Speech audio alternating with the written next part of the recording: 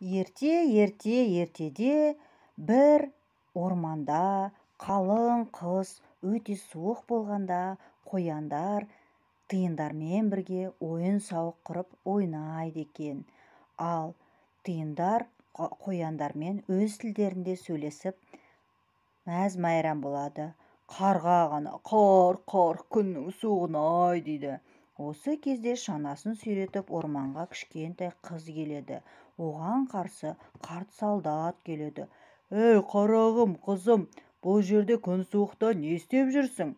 «Ой, атай, бұндай күн суықта мен де үйде отырар едім. Өгей шешем мені үйді жылытатын шырпы алып кел деп жұмсады». «Қабая, тоңып қалатын болдың ғой». «Атай, сіз білесіз бе, мен жаңа орманға келген кезде қоянмен тиындар сөйлесіп ойнап жатыр екен. Қандай қызық!» «Я, балақай, бұл орманның жаңа жылдың алдындағы қызықтары өте көп. Баяғыда менің атам айтып отыратын. Жаңа жылдың алдында жылдың 4 мезгілін бір-ақ көрдім, 12 айды кезек-кезегімен көрдім деп. Қысты, көктемді, жазды, күзді. Мен сол кезде таң қалып қалатынмын. Шын ба, атай?» «Ал атай, сіз неге орманда жүрсіз?» «Мен ба, кішкентай ғана ханшайымның бұйрығын орындауға келдім, шырша алуға». Ханшайымның бұйрығын орындамасаң, ол өзінің ойына келгенін жасайды. Әкесі мен шешесінен арылғаннан кейін ханшайым кіп-кішкентай боп өзінің айтқанынан қайтпайтын болып алды. Ханшайым өзінің мұғаліміне де бұйрық бергенді жақсы көреді. «Жазыңыз кәне, кімде-кім маған жаңа жылдың алдында бәйшешек теріп алып келсе, соған сыйлығым бар» дейді. «Уа халайық, тыңдаңыздар! Ханшайымның бұйрығы: жаңа жылдың алдында кімде-кім маған бәйшешек алып келсе, соған ыдысына қарай алтын беріледі. Егер де бәйшешек жоқ болатын болса, онда жаңа жылда келмейді» деп ханшайым бұйырған екен. Өстіп, қарт солдат пен кішкентай қыз үйлеріне қарлы борандатып қайтады. Ал үйдегі өгей шешесі мен қызы екеуі ол кезде кәрзеңкенің үлкенін таңдап әлек болып жатады. «О, маматай, мынау өте үлкен екен, осы дұрыс болар» дейді. «Бірақ бәйшешекке кім барады осындай күн суықта?» деп қызы таң қалады. Шешесі болса: «Қорықпа қарағым, баратын адам табылады». Осы кезде қарша қыз үйіне келеді. Үйіне келіп, пештің алдына жылына бергені сол екен. «Әй, қане, орманға бар да бәйшешек теріп кел» деп шешесі бұйырады. «Апатай, осындай күннің суығында қайдағы бәйшешек? Мезгіл қыс емес пе?» дейді. «Еш нәрсе білмеймін. Қайдан тапсаң, оннан тап. Бар да бәйшешек алып кел. Бұл ханшаның бұйрығы». «Иә, бар. Күн суық болса қайтеміз? Бәйшешекті теріп алып келмесең, үйге қайтпа» деп бұйырады. Кішкентай ғана қыз қорыққанынан орманға бет алады. Күннің қатты боран суығына қарамай, үйден шығып орманға қарай жүре береді. Боран уілдеп, бет қаратар емес. Ол әрең дегенде алдыға қарай жүре береді. Орманда болса қасқыр бар екен. Қасқыр ұлып: «Ой, орманда тамақ та таппайсың бұндай суықта, қарным ашты, у-у-у!» деп уылдаған даусын естіген қыз қорқып кетеді. «Қасқыр, қайттым енді, қайда тығыламын?» деп қыз қатты қорқып кетеді. Қасқыр болса: «Ойбай, мұнда бір иіс сезіледі ғой, қандай дәмді иіс, адамның иісі сияқты ғой» деп қыздың иісін біліп қояды. Қыз қатты қорыққанынан үлкен ағашқа тығыла бастайды. Сөйтіп ол ағашқа өрмелеп шыға бастайды.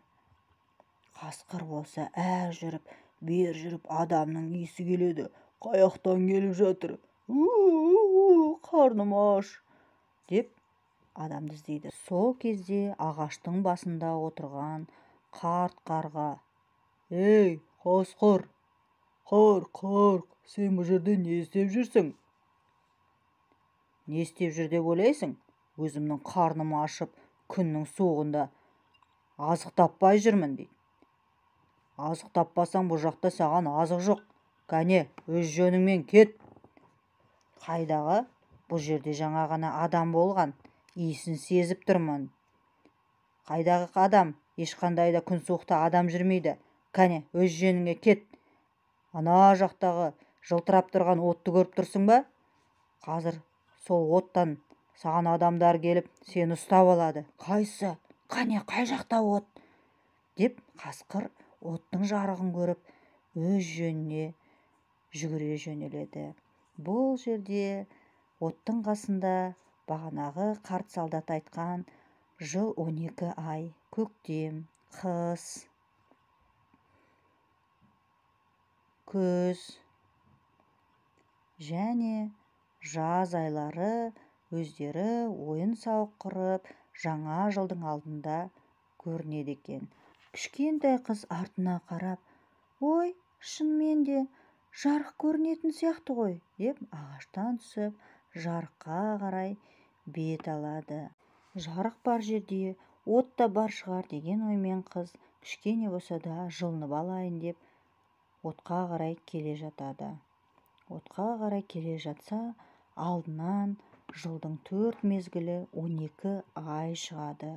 Бұл шынымен де рас екен ғой деп таң қалады. О, қызым, не істеп жүрсің бұндай суықта дейді. Атай, кішкене жылынып демімді алайыншы оттарыңызға дейді. Жарайды, жылынсаң жылын. Бірақ сен бұл орманда қыстың қатты суығында не істеп жүрсің? Жаңғақ теруге келдің бе дейді. Барлығы таң қалады. Мүмкін сен саңырауқұлақ теруге келген шығарсың. Жоқ, қайдағы саңырауқұлақ? Мені өгей шешем бәйшешек теріп кел деп жіберді. Ханшаның бұйрығы екен. Бауырым, бұл сенің жұмысың сияқты ғой. Ой, рахмет сіздерге. Енді мен қайтайын. Жылынып, демімді алдым. Сау болыңыздар. Деп кетіп бара жатқан қызды жылдың барлық мезгілдерінде еңбекқор екенін білетін жыл мезгілдерінің айлары тоқтатады.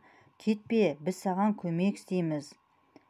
Сөйтіп, сәуір айы желтоқсан атасына келіп, желтоқсан атасы, сіз маған жолыңызды беріңізші, мен қызға бәйшешек берейін дейді. Мен жолымды берер едім, менен кейін ақпан, наурыз айлары бар емес пе сенің алдыңда дейді. Біз береміз жолымызды, береміз, сіз берсеңіз болды дейді. Сөйтіп, желтоқсан айы сәуір айына өз жолын береді. Сәуір айы, кәне, қарлар еріңдер, сулар сылдырлап ағыңдар, аю ұйқысынан оян, қардың барлығы еріп, құстар келсін, бәйшешек жарсын, ағаштар бүр жарсын деп бұйрық берген кезде жер беті көгеріп, тіршілік атаулыға жан бітіп, әдемі бәйшешектер өсе бастайды. Құстар келіп, өзендерге қона бастайды, су ішіп, жан-жақтан жылы лебесе бастайды. Сөйтіп қыз қатты қуанып, бәйшешектерді тере бастайды. Қыз ешқашанда ренжімейді екен. Әр істе көңілді, өлеңін айтып жүріп, бәйшешекті тереді. Міне, біздің жаз айымызда да бұл қыз өте пысық, әр ісіне тыңғылықты деп жаз айларда мақтайды. Күз айда мақтайды. Сөйтіп әр қайсысы мақтап қыздың жақсылығын айтады. Ондай болса, мен өзімнің алтын жүзігімді қызға сыйлайын. Оның жолы әрқашан болсын дейді. Сөйтіп қарша қыз бір үлкен кәрзеңкемен бәйшешекті теріп келеді. Рахмет сіздерге, енді мен жолға шығайын дегенде, сәуір айы, міне, мен саған өзімнің сақинамды сыйлайын. Егер де менің көмегім керек болса, осы сақинаны қолыңнан шешіп, кәне сақина, тез-тез жылдамдатып, мені жылдың 12 айына алып баршы десең, бізге алып келеді. Сау бол қыз, бірақ сен біздің құпиямызды ешкімге айтушы болма дейді. Жарайды деп қыз кете барады. Ал, кәне ай, қызға жол сілте, ол тезірек үйіне жетіп алсын дейді. Сөйтіп ай жарық қылып қызды үйіне дейін шығарып салады. Сәуір айы ағаларына ризашылығын білдіріп, өзінің кезегін қайта желтоқсан айына қайтарып береді. Желтоқсан айы: «Кәне менің борандарым, сықырлаған суығым, барлық жерді суытып, қыс қаһарына мінші» деп жар салады. Ал бұл кезде хан сарайында кішкентай ғана тәкаппар ханшайым биен билеп, өлеңін айтып, мәз-майрам боп жүреді. Сол кезде барлығы жан-жақтан ханшаны құттықтай бастайды. «Ханша, мереке құтты болсын, жаңа жыл құтты болсын» деп. «Жаңа жыл құтты болсын, жаңа жыл құтты болсын» деп барлығы құттықтай бастағанда, кішкентай ханша: «Қайдағы жаңа жыл? Әлі жаңа жыл келген жоқ. Менің бәйшешектерім келмей, жаңа жыл болмайды» дейді. «Қалай жаңа жыл келген жоқ? Бүгін 1 қаңтар емес пе?» десе. «Жоқ, айттым, болды. Бүгін 1 қаңтар емес. Ханша, жаңа жыл келді емес пе? Құттықтаймыз» десе. «Қайдағы жаңа жыл? Жаңа жыл келді, жаңа жыл. Жоқ дедім, жоқ. Жоқ деген соң жоқ. Бүгін қаңтардың 1 емес, кеше 31 болса, бүгін 32-сі, ертең 33-і, одан кейін 34-і, одан кейін 35-і, сөйтіп кете береді. Менің бәйшешектерім келгенше жаңа жыл келмейді дедім сендерге. Саған қанша айтуға болады, қанша? Жаңа жыл келеді, жаңа жыл келді. Я, қанша, жаңа жыл келді ғой, құтты болсын. Айтқанды түсінбейді екенсіңдер. Бүгін ондай болса сендердің бастарыңды алғызамын. Кәне мына екеуінің басын ал. Құт болады, ханша. Сіздің айтқан бұйрығыңызды орындаймыз» деген кезде есіктен өгей шеше мен кішкентай қызы бәйшешек алып келеді. Бәйшешекті көрген ханша қатты қуанып: «Айттым ғой сендерге, бәйшешек міндетті түрде келеді» деп. «Міне, енді жаңа жыл келді, құттықтасаңдар болады. Жаңа жыл келді, жаңа жыл құтты болсын, жаңа жыл келді» деп барлығы қуанып: «Жаңа жылыңызбен, ханша, жаңа жылыңызбен» деп барлығы шуылдасып, ән шырқап, билерін билейді. Барлық жерде жаңа жыл тойлана бастайды. «Жаңа жылыңызбен, ханша, сіздің бұйрығыңызды ести салып, біз үлкен кәрзеңкемізді ала салып, орманға қарай жүгірдік. Орманда бір көлшік бар екен. Сол көлшіктің жағасы толған бәйшешек екен. Қандай керемет! Барлығын тез-тез жинай жүріп, сізге алып келдік». «Қандай керемет! Кәне, атта келіңдер, шубаны әкеліңдер, барып бәйшешек теріп келейік». «Жоқ, тоқтаңыз, ханша, ол жерге бару өте қауіпті». «Неге? Мен барғым келеді, бәйшешек тергім келеді. Кәне, аттарда келіңдер, шубамда келіңдер, жиналыңдар жолға». «Осындай күн суықта қалай бармақпыз?» «Айттым, бітті. Барамыз дедім, барамыз. Кәне жиналыңдар». «О, ханшайым, ол бәйшешектерді расын айтқанда біз емес, сыртта тұрған менің өгей қызым алып келді». «Ондай болса, сіздерге 10 минут уақыт беремін. Тез арада қызды бер алып келіңдер». Ол кезде қарша қыз сыртта тұрып, өзінің әдемі қолына салған сақинасын қызықтап тұрған кез еді. Қарап қалса, өзінің өгей шешесі мен сіңлісі жүгіріп келе жатыр екен. Оларды байқай салды да, тез-тез қолбағын киіп, шошып кетті. Бұлар неге жүгіріп келе жатыр деп. Олар жүгіріп келе салып, қарша қыздың аяғына жығыла бастайды. «Ойбай, құтқара көр, қызым, бізді құтқара көр. Бізді ханшайым бәйшешекке жұмсап жатыр. Кәне, жүрші өзің бірге» дейді. «Сағат деген 12 болды. Қайда жүр бұл кемпір?» «Ой, ханшайымым, мен келдім. Бірақ қызым көнбей қойды бізбен бірге орманға баруға. Өзім барып теріп алып келем» дейді. «Біз оны алдайық. Мен өгей қыздың артынан өзімнің туған қызымды жіберейін. ал мен сіздермен бірге шанамен бәріміз оның артынан еріп отырайық. Сөйтіп кішкентай қаршағыз орманға кетеді. Орманға себетін ұстап келе жатқанда артынан сіңлісі лесіп келе жатады. Ол сіңлісінің лесіп келе жатқанын байқап қояды да: «Ей, сен қайдан келдің? Неге мені аңдырсың?» «Аң деймін, мен сені аңдаймын. Біздің артымыздан ханша келе жатыр, арбасын сүйретіп. Жүр деймін, онда қайтамыз. Мен бармаймын ол жаққа», дейді. «Жоқ, мен сенің артыңнан бәрібір де барамын. Сен қайдан бәйшешек әкелсең, мен де сонда. Әне көрдің бе, анашым келе жатыр арбамен, ханшамен», дейді. Сол кезде қаршағыз сіңлісінен қаша жөнеледі. Сіңлісінен қашпақ болғанмен сіңлісі оны қуа жөнеледі. Өзінің артынан іздерін қалдырып, қаршағыздың артынан қалмай жүгіреді. Қаршағыз орманды аралап жүгіре береді. Ақыр соңында арба оларды қуып жетіп: «Сен екенсің ғой, бәйшешек теріп жүрген қыз?» «Я, менмін». «Қайдан бәйшешек тердің? Кәне, көрсет бізге». «Жоқ, мен оны көрсете алмаймын», дейді. «Көрсет дедім, мен саған шуба беремін, жылы киім киіп. Кәне, мен саған барлық жақсылықты жасаймын. Не қалайсың, айт, сұрағаныңның бәрін беремін», дейді. «Жоқ, маған еш нәрсенің керегі жоқ», дейді. «Қална шубаны үстінен, қарашы бұны, жаурап тоңқасын, қолбағында, басындағы орамалында шешіңдер», деп қолында қолбағын жұлып алғанда, қаршағыздың қолындағы сақина ұшып кетеді. «Сақинам, сақинам менің», деген кезде: «О-хо-хо, қара бұны, қандай тамаша сақина тағып алыпты өзі. Бұл саған керек нәрсе ма?» дейді. «Тиіспеңізші менің сақинама», деп сөйте берген кезде ханша сақинаны лақтырып келіп жібереді. Сөйтіп сақина домалап барып өзен жағалап кете береді. Мұздың үстімен өзен жағалап кете береді. «Ал керек болса, саған да жоқ, маған да жоқ, ақыр жол көрсетпесең.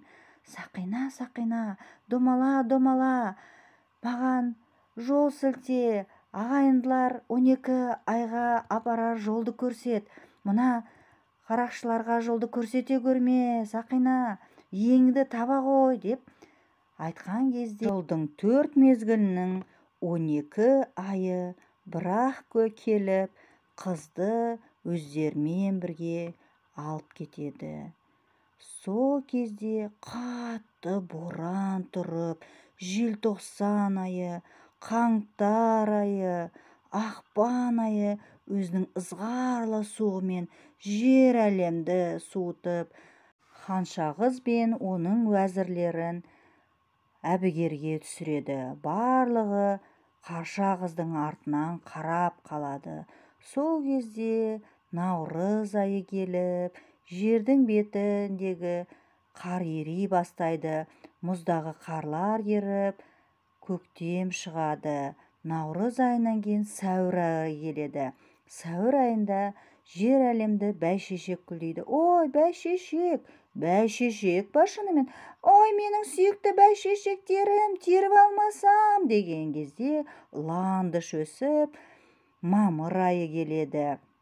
Мамыр айынан кейін жаз мезгілі бірден болады. Гүлдер гүлдеп, көбелектер шығады. Жаз мезгілінің маусым, шілде, тамыз айлары болып, бір кезде жаңбыр жауып, қыркүйек айы бола бастайды. Күз келеді. Жапырақтың барлығы ұшып, қазан айы бола бастайды. Жаңбыр жиілей береді. «Құтқарыңдар», деп барлығы жан жаққа ұша бастайды. «Ей, қайдасыңдар? Құтқарыңдар мені, мен сендерге бұйырамын», деп ханша айғайлай бастайды. Ал бірақ уәзірлері оны тыңдамайды. Екі уәзірі атқа отыра салып, өз жөндермен қаша жөнеледі. Күн суытып, жиі жаңбыр жауып, қатты ханшайым тоңа бастайды. Ал уәзірлері қашып өз жөніне кетеді. Сөйтіп қазан айынан кейін қараша айы келіп қар жауа бастайды, күн суыта бастайды. «Ей, уәзірлер, қайдасыңдар? Мен тоңдым!» деп Ханша айғайлай бастайды. Ал өгей шешесі мен қызы да тоңып отырады, не істерлерін білмей.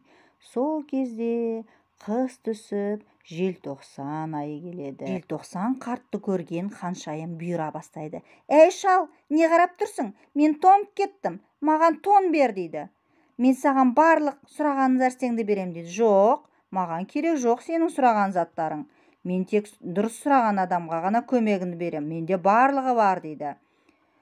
«Ондай болса, мені үйіме жеткізіңізші» дейді. «Мақұл, басқа қандай сұрақтарың бар? Кімге не керек?» Сол кезде өгей шешесінің қызы: «Бізге ең құрмаса иттің терісінен жасалған тон болса да болады, тоңып кет» дейді. «Ей, ақымақ, иттің тонын емес, басқа нәрсе сұрап едік қой» дейді. «Ой, анашым, бізге сол да жетеді, жаурап кеттім ғой мен, маған бәрібір» деп екеуі арпылдасып, иттерше таласып жатқан кезде екеуі екі итке айланып кетеді. Екеуі екі итке айналып бір-бірімен арпылдасып жатады. Неткен сұмдық! «Иә, неткен сұмдық! Қандай қорқынышты өздері, жеркенішті!» деп Ханшайым екеуін ұнатпай тұрады. Осы кезде Қарша қыз 12 ағайынды айлардың сыйлаған сыйлығына мәз болып рахметін айтады. «Ой, қандай жарасымды болды» дейді. «Иә, атай, қандай жарасымды, Қаңтар атай, көрдіңіз бе?» деп мәз-мәйрам үстіндегі киіміне: «Міне саған аттар, арба, сен үйіңе қалай жаяу бармақсың, біз саған бұның бәрін сыйлаймыз» дейді. Осы кезде өзінің баяғы кездескен қарт солдаты келеді. Сонымен бірге кішкентай Ханшайым келеді. Содан кейін екі итті көріп таң қалады. «Бұлардың даусы таныс қой маған» дейді. «Әрине саған таныс, өйткені бұл сенің өгей шешең мен оның қызы» дейді. «Бұларды сонда кім иттерге айландырған? Неге?» деп таң қалған кезде: «Бұлар енді сенің қарамағыңда болады». «О, Ханшайымнан ары әдемі болып кетіпсіз». «Ха, Ханшайым менмін. Кәне, маған шуба әкел. Мен тоңып кеттім, жылыт мені». «Неге тұрсың? Сен әлі сол қалпыңда тұрсың ба? Айтқанда неге түсінбейсің?» Қарағым, қызым, сен деген дұрыстап сұрасаң, саған көмек береміз ғой. Неге мен дұрыстап сұрау керекпін? Мен деген Ханшайыммын ғой. Ханшайым, сыпайылыққа үйренсеңіз дұрыс болар еді. Шынымен де жаурай бастадым, тоңдым. Көмектесші, тон берші, жаурап кеттім. «Иә, әрине көмектесеміз. Тон да береміз, оны тартып та алмаймыз». Сөйтіп, барлығы үйлеріне қайтуға айналады. Ағайынды 12 ай Қарша қызбен қоштасып, қимастықпен қала береді. Осылайша жаңа жылдың алдында әртүрлі қызықтар болып тұрады екен. Кішкентай ғана Қарша қыз бақытқа кенеліп, бақытты, жақсы ғұмыр кешеді. Осымен ертегіміз аяқталды.